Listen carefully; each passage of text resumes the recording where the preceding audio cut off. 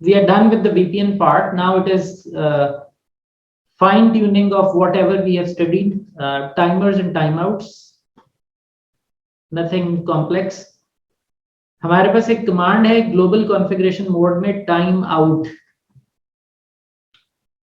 तो जब हमारे कनेक्शंस बनते हैं, हमें पता है कि हर कनेक्शन के साथ एक आइडल टाइमर चल पड़ता है. और ये जो आइडल टाइमर है यूडीपी में बिलखसूस इसका कलीदी रोल है, क्योंकि टीसीपी में तो जैसे ही कनेक्शन बन के क्लोज होता है उसकी जरूरत नहीं रहती, तो वो कनेक्शन टर्मिनेट कर दिया जाता है ऑटोमेटिकली. बट यूडीपी में मां सिवाय डीएनएस के, जो कि एएसए की इंस्पेक्शन का हिस्सा है, एएसए उसको स्पेशली ट्रीट करता है. आपकी अदरवाइज डीएनएस की जो ट्रैफिक है that remains, its connection remains there and it times out after a certain period of time. तो उसको अगर किसी जरूरत के तहत ट्यून करना पड़ जाए तो आप कर सकते हैं, बट यू शुड नॉट. आपको ये जो टाइमर्स हैं इनको नहीं छेड़ना चाहिए अनलेस एंड अनटिल आपके पास वाकई कोई रीजन है. सो ये कनेक्शन टेबल का जो कॉन टेबल का जो टाइमर है उसको ग्लोबल सतह के ऊपर ट्यून करने की ये कमांड है, और इसका डिफॉल्ट टाइम जो है वो 1 आवर है. सो कॉन टेबल में कोई भी कनेक्शन मैक्सिमम 1 घंटे के बाद तो रिमूव कर ही दिया जाएगा. But precisely for UDP, TCP, ICMP we will talk. Time out half closed. TCP के हाफ क्लोज्ड कनेक्शन वो होते हैं जिसके अंदर समहाउ कोई एंड यूजर जो है, आपने उसको फिन बिट भेज दी है लेकिन वो यूजर रहा ही नहीं है, उसने ब्राउजर सिंपली क्लोज कर दिया या उसका पीसी शट डाउन हो गया, तो आपको फाइनल फिनिश एक्ट नहीं आती. So once you do not receive final finish ack, आपका कनेक्शन जो है वो एक ऐसी सिचुएशन में रह जाता है जो हाफ क्लोज्ड है. अब है टीसीपी और उसको अगर फाइनल फिनिश एक्ट नहीं नजर आई तो ऐसे उसे क्लोज नहीं कर सकता असूलन, तो वो भी फिर टाइमर की नजर हो जाते हैं, ऐसे कनेक्शन भी. सो जो हाफ क्लोज्ड कनेक्शंस हैं उनका टाइमर भी एडजस्ट किया जा सकता है. So the default is 10 minutes. Minimum आप इसको 30 सेकेंड्स तक ला सकते हैं. So any half close TCP connection में remain stuck for 10 minutes. This is the default. अगर आपको जरूरत पेश आए तो आप कभी इसको चेंज करेंगे, but rarely you need to fine tune these timers. ये एक ऐसा टाइमर है जिसको आप ग्लोबली भी फॉर एएसए सेट कर सकते हैं और आप मॉड्यूलर पॉलिसी फ्रेमवर्क के जरिए भी इसको सेट कर सकते हैं. यानी किसी पर्टिकुलर डेटाबेस कम्युनिकेशन के लिए अगर आपने इस टाइमर को छेड़ना है तो इसमें अहलियत है कि आप इसको किसी स्पेसिफिक डेटाबेस के लिए भी एडजस्ट कर सकते हैं.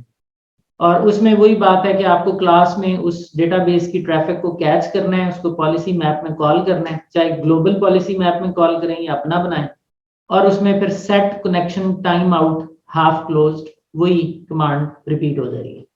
This will impact on that particular traffic and this will impact globally. इसके बाद डेड कनेक्शन डिटेक्शन, ये बड़ी इंपॉर्टेंट चीज है. डेड कनेक्शन डिटेक्शन जो है बेसिकली जो कनेक्शंस आपके एएसए में बन जाते हैं और उन कनेक्शंस को समहाउ उनको बनाने वाला टीसीपी का जो इनिशिएटर है या टीसीपी का जो रिस्पॉन्डर है वो एबनॉर्मली इलीगली कनेक्शन बंद कर दे, यानी कि प्रॉपर 3-वे हैंडशेक इनिशिएट ही ना हो, फिन भी ना आए किसी भी तरफ से. Simply you make a connection and you just switch off both hands. तो किसी ने फिन भी इनिशिएट नहीं की, एक्ट तो आना दूर की बात है. ऐसा कनेक्शन तो अब एएसए को समझ में नहीं आएगी कि इसको अब क्या करना है, तो जाहिर है ये भी आइडल टाइमर की नजर होगा. तो एएसए क्या करता है, जो कनेक्शन आपके पास बने हुए हैं वो उन कनेक्शंस को प्रोब सेंड करता रहता है. ये और जो आइडल कनेक्शंस हैं उनको प्रोब सेंड करने का मतलब है कि वो उसके जो दोनों एंड्स हैं उनको स्पूफ करके टीसीपी के मैसेजेस सेंड करता रहता है जस्ट टू चेक कि वो अलाइव है या नहीं. So if they are not alive, तो ये डिटेक्ट और सेंस कर लेता है after defined retries and per retry interval.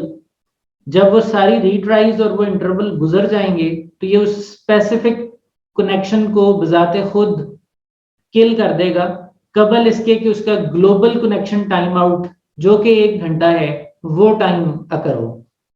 तो डेड कनेक्शन डिटेक्शन का फीचर भी एक इंटरेस्टिंग फीचर है, and you can optionally turn it on using only modular policy framework. There is no capability to turn it on globally.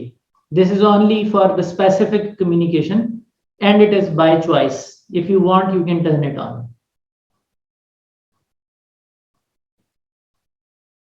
UDP का global time out very important.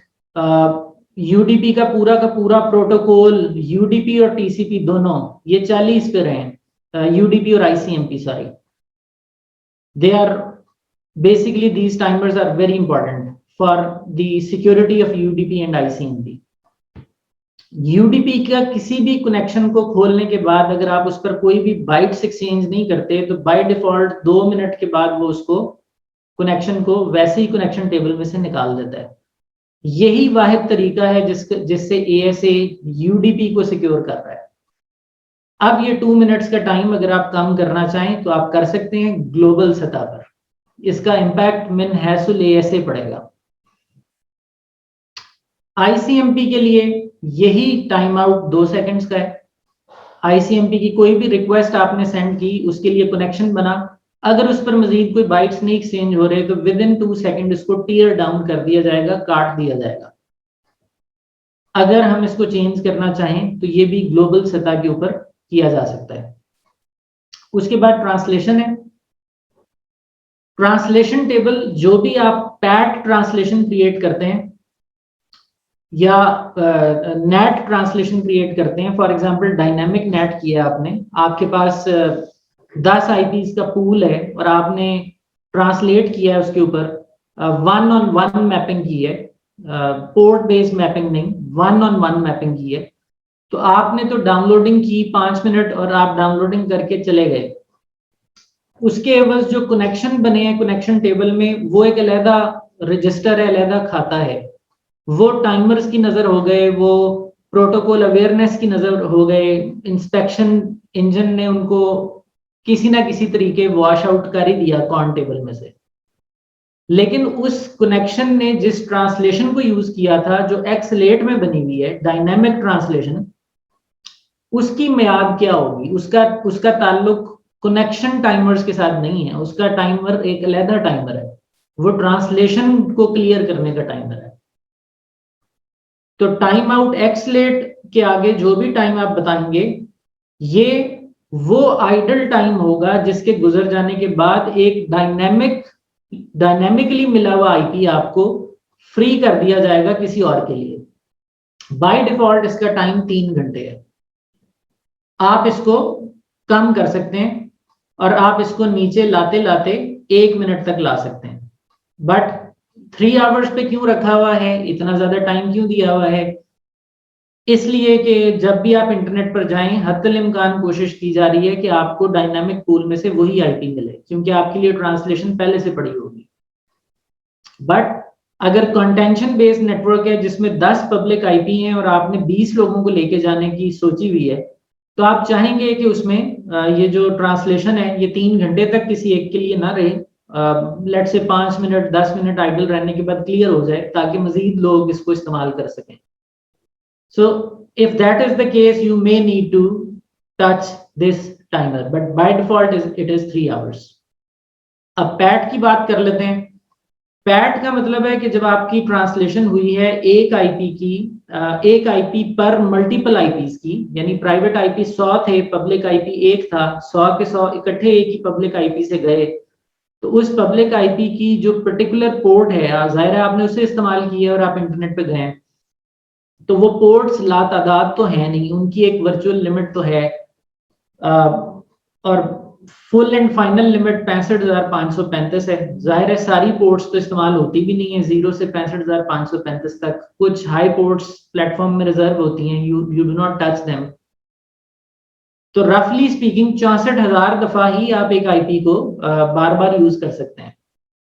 तो इसका मतलब है कि जब आप एक आईपी के ऊपर राइड करेंगे और आपने एक कनेक्शन बनाया पैट का और आपने टीसीपी को 3 वे हैंडशेक की बिना पर किल कर दिया, तो कनेक्शन टेबल से तो आपका कनेक्शन चला गया, लेकिन उसके एवज हुई हुई जो पैट ट्रांसलेशंस हैं वो कितनी देर रहेंगी आइडल और खत्म की जाएंगी, किसी ने उनको भी तो खत्म करना है ना, वो टाइम आउट पैट एक्सलेट से होगा।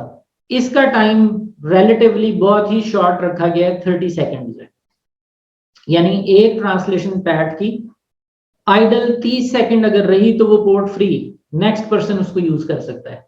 सो it is way quicker than the एक्सलेट time out which is 3 hours, and you are doing it globally for the whole ASA। यहां तक बात क्लियर है जी टाइमर्स की? You usually do not touch them, but you can, you must know कि they exist।